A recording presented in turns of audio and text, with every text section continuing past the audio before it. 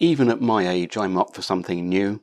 For once, I'm overqualified in one of the areas. Not only is this the first unboxing I've ever done, but this is the first helicopter I've ever owned. When I was a boy back in the 70s, every kid's dream was to get a helicopter, but they were horrendously expensive, very, very difficult to fly, and seemed to crash on a regular basis, reducing them to their component kit parts. However, this guy has altitude hold. The predecessor to this one, the E119, I believe, did not have that feature.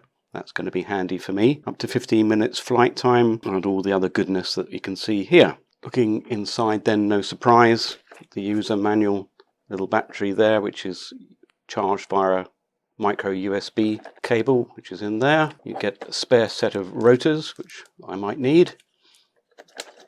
And another little bag with screwdriver, Allen key, spare tail rotor, and a little thing in there which I believe is called fly bar. One of the useful things in the manual is a description of all the parts, and it identifies it as the upper connecting rod, which are these little guys here connecting the servos to the swash plate. I've found the manual very useful as I'm a complete novice to helicopters. It contains a good description of all the controls and button settings.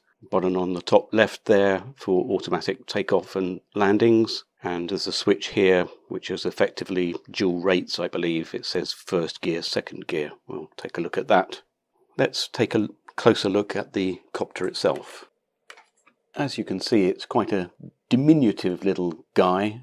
The rotor length 249 millimeters, overall length 268 millimeters. Should be suitable to fly almost anywhere, even indoors. One of the problems I have is that I can't get anything new without wanting to take it apart first before I've even flown it. So this is going to be no exception. There's little rubber grommets on the canopy here. We just release those and the whole front of it conveniently comes off. Now we can clearly see the internals of the thing.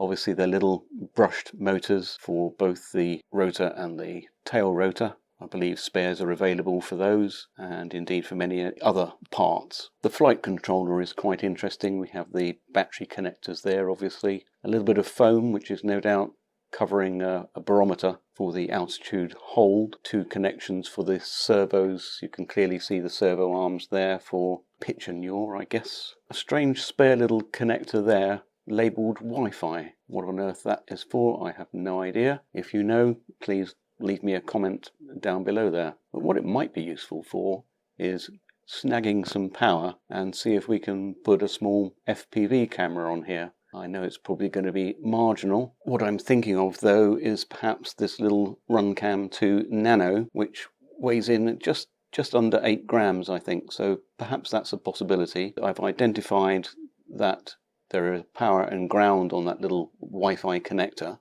I've just made up a little lead there. Perhaps we'll give that a try and see if we can take off with the FPV camera. Let's now then have a quick check of the binding procedure. Turning the transmitter on, we have the little battery here with a arrow indicating which way is up. That just slides conveniently under there. We have a rapidly flashing LED on the back there. We take the throttle control up and down. The long beep there, solid red. We are bound. You can see now that we have the servos moving there. What's interesting, if you look at the throw on there, we're in our low rates mode. If we click this button, you get the two beeps, and now you can see clearly it has more travel. So when it switches on, it's in its low rates mode, which is what we would expect. Now the only thing to do really is to get it into the air and see if I can fly it. Unfortunately, as you can see and probably no doubt hear, at this moment in time I don't think it will be possible to fly the little guy. Hopefully if it calms down later on in the day, we're in the mid-afternoon now, hopefully things will have calmed down and we can give the little guy a flight. I've had to wait a little bit longer. It's been a couple of days. Storm Alex, I think it was, the tail end of very high winds for a few days, but now things have calmed down and we can finally get on and try this little guy.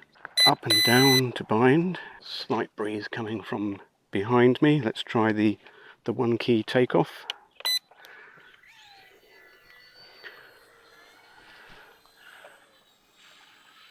There is a slight breeze, but the altitude hold is working very well.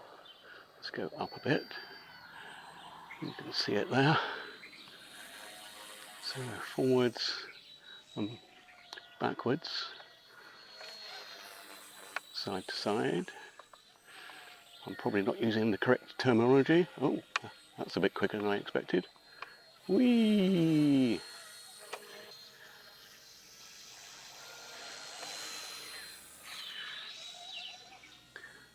Well, that's a lot more controllable than I expected it to be. It does get really tiny really quickly though, doesn't it? You can see that it does. Whoop. Come back.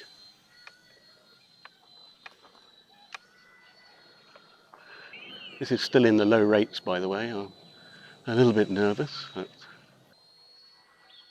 what there?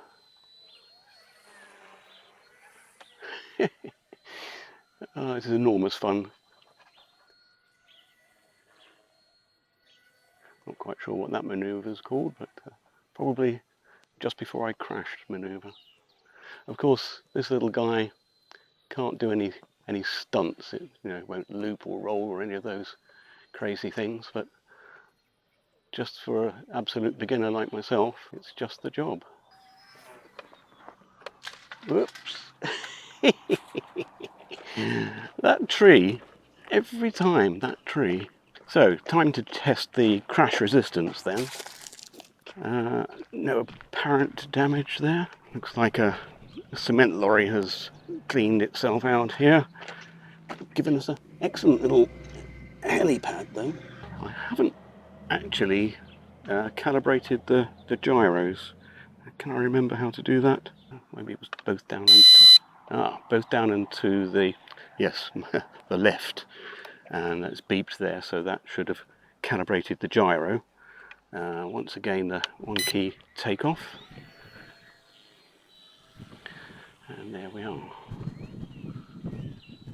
It's fighting a little bit more of a breeze now. Well, as I said, this is enormous fun. I can't think why I didn't get one years ago. Virtually silent, so no problems there.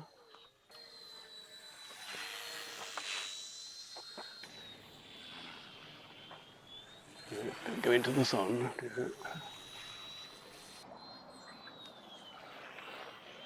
Well, I don't think I'm going to risk the high rates at the moment.